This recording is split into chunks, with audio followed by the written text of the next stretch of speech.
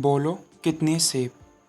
एक 7 साल की लड़की को मैथ पढ़ा रहे टीचर ने पूछा, अगर मैं तुम्हें एक सेब दूं, फिर एक और सेब दूं, और फिर एक और सेब दूं, तो तुम्हारे पास कितने सेब हो जाएंगे?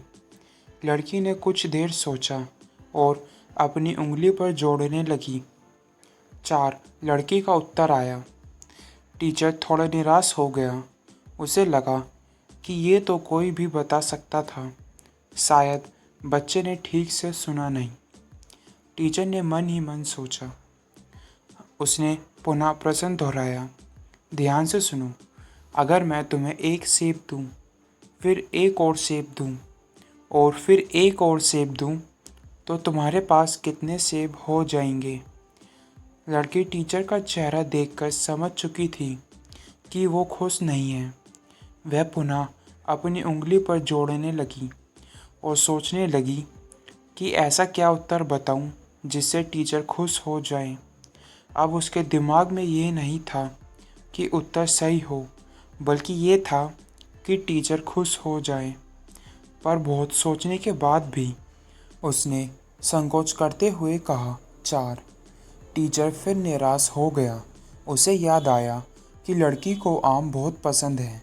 हो सकता है सेब पसंद ना होने के कारण वो अपना फोकस लूज कर दे रही हो। इस बार उसने बड़े प्यार और जोश के साथ पूछा, अगर मैं तुम्हें एक आम दूं, फिर एक और आम दूं, और फिर एक और आम दूं, तो तुम्हारे पास कितने आम हो जाएंगे? टीचर को खुश देखकर लड़की भी खुश हो गई और अपनी उंगलियों पर जोड़ने लगी। अब उसके ऊपर कोई दबाव नहीं था, बल्कि टीचर को ही चिंता थी कि उसका नया तरीका काम कर जाए। उत्तर देते समय लड़की फिर थोड़ा घबराई और बोली, 3। टीचर खुश हो गया। उसका तरीका काम कर गया था। उसे लगा कि अब लड़की समझ चुकी है और अब वो इस तरह के किसी भी प्रश्न का उत्तर दे सकती है। अच्छा बेटा, तो बताओ, अगर मैं तुम्हें एक सेब दूं, फिर एक और सेब दूं, और फिर एक और सेब दूं, तो तुम्हारे पास कितने सेब हो जाएंगे? पिछला जवाब सही होने से लड़की का आत्मविश्वास बढ़ चुका था। उसने बिना समय गंवाए उत्तर दिया, 4।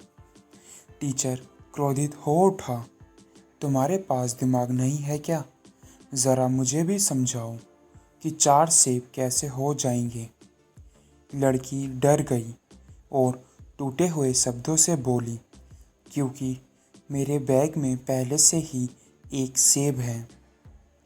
Moral of the story. दोस्तों, कई बार ऐसा होता है कि सामने वाले का जवाब हमारे अनुकूल नहीं होता है, तो हम अपना टेम्पर लूज़ कर देते हैं।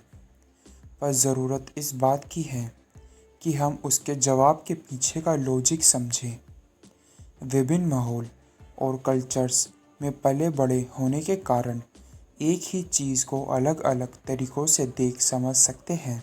इसलिए जब अगली बार आपको कोई अटपटा जवाब मिले, तो एक बार ज़रूर सोच लीजिएगा कि कहीं ऐसा तो नहीं कि आप भी छुपे हुए सेब को नहीं देख पा रहे हैं।